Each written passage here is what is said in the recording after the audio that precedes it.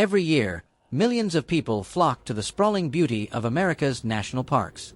They come for the forests, the mountains, the lakes that stretch endlessly under the sky. But hidden within this breathtaking wilderness is a disturbing mystery few dare to speak about. Hikers vanish without a trace.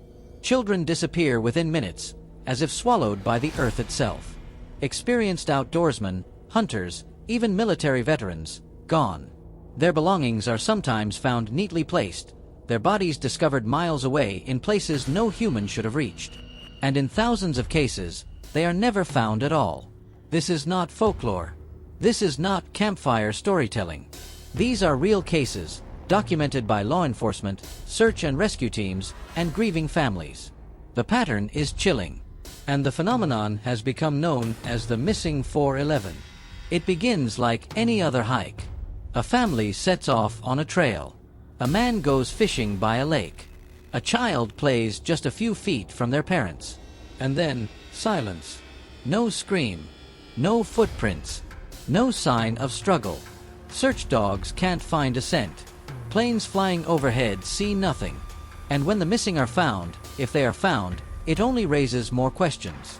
Take the case of Dennis Martin, a 6-year-old boy who vanished in the Great Smoky Mountains on Father's Day weekend, 1969. He was playing hide-and-seek with his family, darting behind a bush just yards away. When his father went to look, Dennis was gone. Search teams flooded the area within minutes. Green Berets were even flown in for a classified operation that has never been explained. Despite thousands of man-hours, Dennis was never found. To this day, his disappearance remains unsolved. But Dennis is not alone. In 2014, 2-year-old Duor Coons Jr. disappeared while camping with his family in Idaho. His parents said he was right behind them, walking toward his grandfather. In the time it took to turn around, Duor was gone. Helicopters, divers, cadaver dogs, nothing. Investigators said it was as if he had vanished from existence. Then there's the case of Jared Atadero, a 3-year-old who vanished in Colorado in 1999. He was hiking with a group of adults when he ran a few steps ahead on the trail. Minutes later, he was gone. 4 years later, pieces of his clothing and shoes were discovered 500 feet up a rugged cliffside, far beyond the ability of a child to climb. His torso was never found. And it's not just children. Adults, hunters, athletes, even off-duty police officers have vanished in similar ways. Many of them experienced in the outdoors, carrying weapons or survival gear.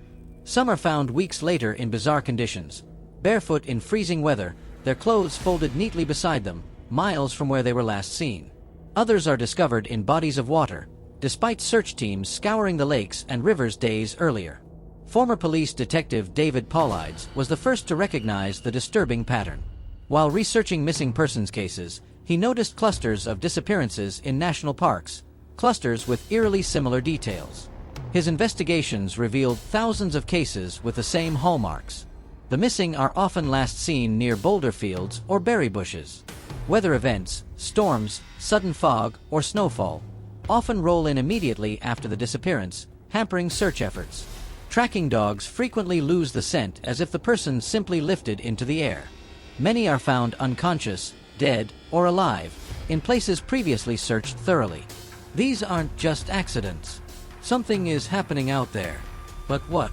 Some argue it's simply nature. People get lost. Wild animals attack.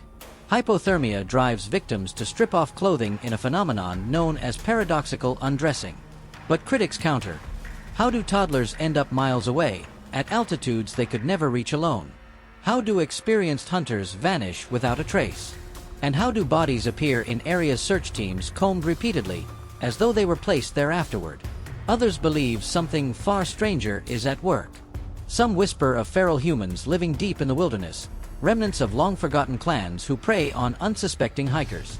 Stories from rescuers describe hearing bone-chilling screams at night, sounds that no animal could make.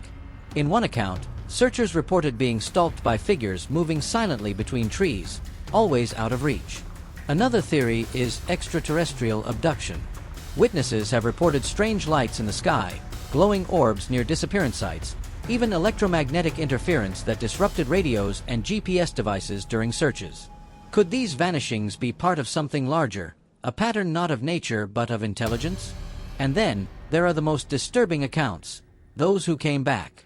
In 1952, a boy named Alfred Beilhartz disappeared in Rocky Mountain National Park. He was bathing with his family when he wandered off. Days later, hikers miles away reported seeing a small boy sitting on a ledge, legs dangling. When rescuers climbed up, the ledge was empty. No footprints. No sign of struggle. Witnesses swore they saw him. He was never found. Other survivors speak of lost time, waking up hours or even days later in areas far from where they disappeared. Some describe being carried by tall men. Others recall nothing at all, their memories wiped clean. The U.S. government's role in all of this only deepens the mystery. Despite the thousands of disappearances, the National Park Service admits it does not keep a centralized database of missing persons. When Paul Ides filed a Freedom of Information Act request, he was told such records would cost hundreds of thousands of dollars to compile, essentially out of reach. Why would the government refuse to track something this serious? Some suggest it's a cover-up, that the parks are hiding a truth too horrifying to admit, that the wilderness is not safe, that something predatory is out there. The deeper you dig, the more disturbing the cases become. Parents who turn their head for just a second, only to find their child gone forever. Campers who vanish from inside zipped tents. Bodies found face down in shallow streams, with no signs of drowning. Missing shoes, missing clothes, missing time. Always the same chilling pattern. The wilderness has always held danger. But the sheer number, the consistency, the eeriness of these disappearances suggests something far beyond ordinary tragedy. Is it nature, claiming back those who wander too far? Is it something human, lurking in the deep forests? Or is it something not human at all? The truth is, we may never know. Thousands of families are left with no answers, only questions that claw at them for the rest of their lives. The missing 411 cases remain one of the darkest mysteries of our time. So the next time you step onto a trail or wander into the woods, remember this: not everyone who enters the forest comes back. And if you hear a sudden silence, if you feel eyes on you where none should be, turn back. Because in America's national parks, people don't just get lost. Sometimes they are taken.